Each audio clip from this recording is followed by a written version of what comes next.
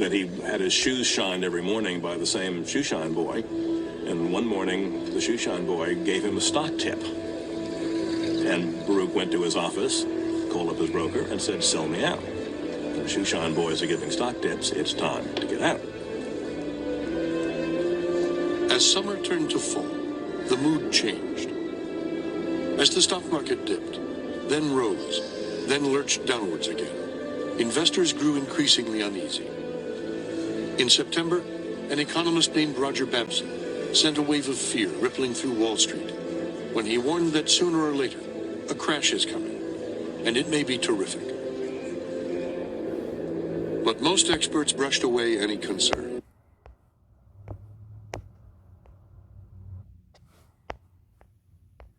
Well, the price will go up, but it only goes up if more people make the same mistake and are willing to pay an even higher price than the last fool. Well, eventually the supply of fools runs out and the greatest fool ends up as the bag holder. And maybe we're very close to that point right now. I don't know. I mean, I'm not clairvoyant, but I know a bubble when I see one. I got plenty of experience. And if it walks like a duck and quacks like a duck, you know, it's a duck, and Bitcoin is the biggest duck of them all. What if I told you this bubble is just going to keep getting bigger? Would you participate? Well, you know, it's hard to participate in a bubble when you know it's a bubble.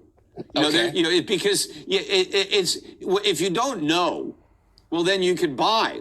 But the problem is you never know when the bubble is going to pop. So it's difficult. There probably are. I mean, I think there are two types of people that are in Bitcoin. What if I paid you?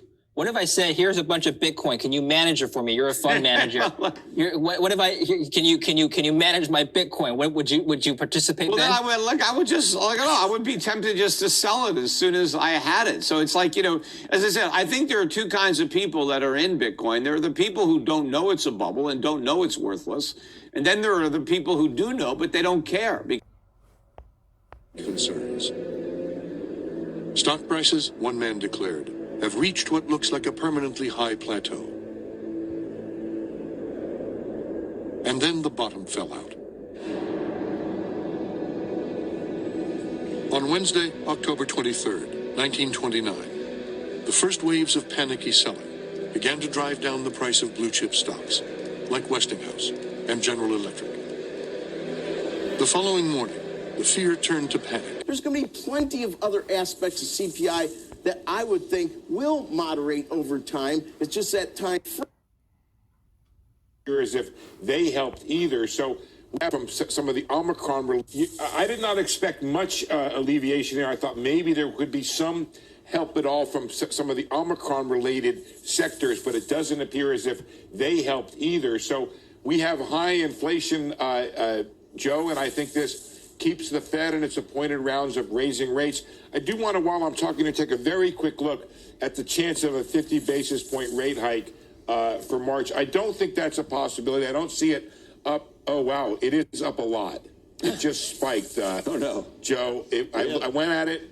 It was 30% probability going in. This is according to Refinitiv. It is now the odds-on mark here, my friend. I don't know if Rick could see the same thing. I know he does the math. And brokers began unloading margin accounts at record speed. Stock prices plummeted sickeningly across the board, spurring the rush of sell orders from terrified speculators still more. As anguished shrieks rose up from the floor of the New York Stock Exchange, the visitors' gallery was cleared. In less than 2 hours, nearly $10 billion invested in stocks was simply wiped out.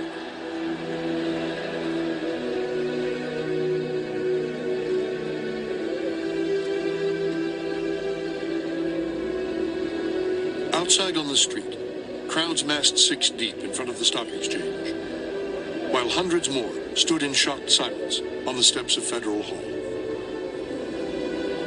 Newspapers would later try to describe the uncanny murmuring sound that echoed off the stone facades of the financial district that morning. It was a collective moan of horror and grief, and stunned disbelief, rising up from thousands of ruined, frightened men. The biggest crowds gathered outside the house of mourning, desperately hoping for a miracle. Cheers.